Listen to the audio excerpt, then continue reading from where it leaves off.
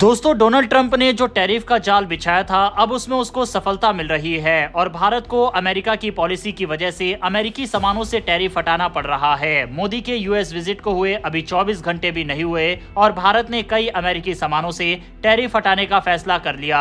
हालांकि इस खबर को आप पॉजिटिव और नेगेटिव दोनों वे में ले सकते हैं। पॉजिटिव पक्ष ये है कि जहां डोनाल्ड ट्रंप दुनिया भर के देशों के ऊपर हाई टैरिफ लगा रहे हैं, उसमें भारत बच रहा है। नेगेटिव पक्ष ये है कि अब भारत को अमेरिकी सामानों पर से अतिरिक्त टैरिफ हटाना पड़ रहा है। इससे जो प्रॉफिट भारत सरकार को होता था वह कम हो जाएगा।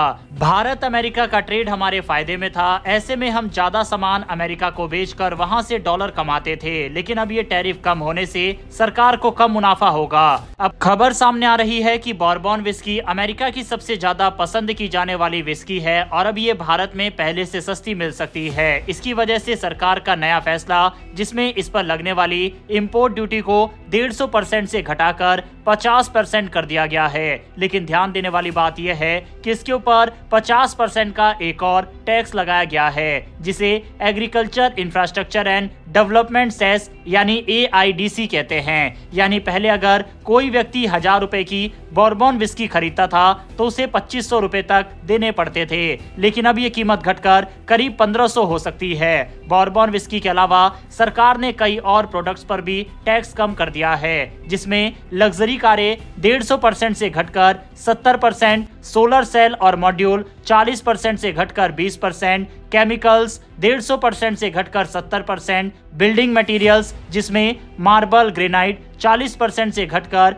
20%, हाउस होल्ड आइटम जिसमें फर्नीचर खिलौने साइकिल 5% से 20%। अब यहाँ पर आप सोच रहे होंगे कि ये तो अच्छी बात है कि इन पर से टैक्स कम कर दिया गया है, तो ये सामान भारत में कम पैसे में मिलेंगे। तो हाँ, ये सच है कि इस वजह से विदेशी सामान सस्ता होगा। जो लोग लग्जरी कारें, महंगे फर्नीचर या बॉर्बन विस्की खरीदना चाहते हैं, उन्हें अब ये चीजें कम कीमत पर मिल सकती है। अमेरिका के साथ व्यापार बढ़ेगा। भारत और अमेरिका ने 2030 तक दो तरफा व्यापार को $500 बिलियन तक पहुंचाने का टारगेट रखा है, लेकिन इन फायदे के अलावा भारत को इससे काफी नुकसान भी होगा। पहला ये कि भारतीय कंपनियों पर इसका काफी नेगेटिव इम्पैक्ट पड़ेगा। जैसे कि पहली इलेक्ट्रिक कार टेस्ला ने बनाई थी, लेकिन भारत ने टेस्ला को अपने यहाँ लॉन्च नहीं होने दिया और 100% से ज्यादा टैक्स लगाया, जिस वजह से टेस्ला कभी भारत में आई ही नहीं। क्योंकि मान लीजिए कि अगर टेस्ला 50 लाख की है तो भारत में 1 करोड़ की बिकेगी, तो इतनी महंगी कार कोई क्यों ही खरीदेगा,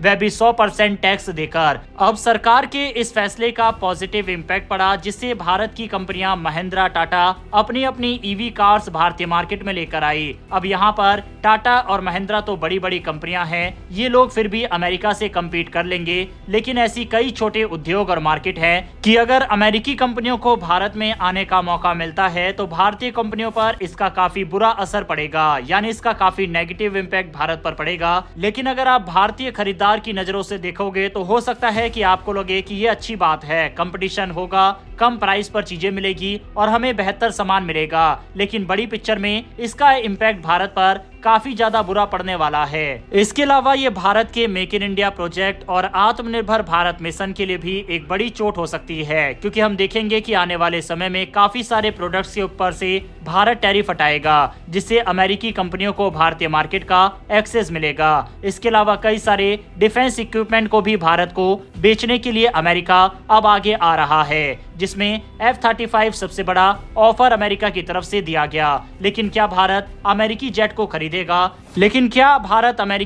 खरीदेगा? क्या ये फाइटर जेट भारतीय वायुसेना की ताकत बढ़ा सकता है? और क्या ये Su-57 से बेहतर है? जहां तक सवाल है कि क्या भारत अमेरिकी फाइटर जेट को खरीदेगा, तो इसकी संभावना अभी भी काफी कम है। दूसरा सवाल था कि क्या ये फाइटर जेट भारतीय वायुसेना की ताकत बढ़ा सकता है, तो बिल्कुल ये 5th जनरेशन का फाइटर जेट है और काफी ज्यादा एडवांस है, जिससे भारतीय वायुसेना की ताकत काफी ज्यादा बढ़ सकती है। लेकिन इसको ना खरीदने के पीछे कई कारण है। पहला, ये काफी एक्सपेंसिव फाइटर जेट है। दूसरा, अमेरिका की पॉलिसी पर भरोसा नहीं किया जा सकता। जहां तक बात Su-57 से कंपैरिजन की है, तो अमेरिका का ये विमान रूस के Su-57 से ज्यादा एडवांस तो है, इसमें कोई डाउट नहीं है, क्योंकि इसका स्टेल्थ फीचर Su-57 से ज्यादा बेहतर है। इंजन इसमें भले ही एक हो, लेकिन ये Su-57 से ज्यादा पावरफुल इंजन है और ये फाइटर जेट अटैक के लिए है, जबकि Su-57 डिफेंस के लिए है। तो आप अंदाजा लगा सकते हैं कि हाँ, F-35 एडवांस तो है, लेकिन ये काफी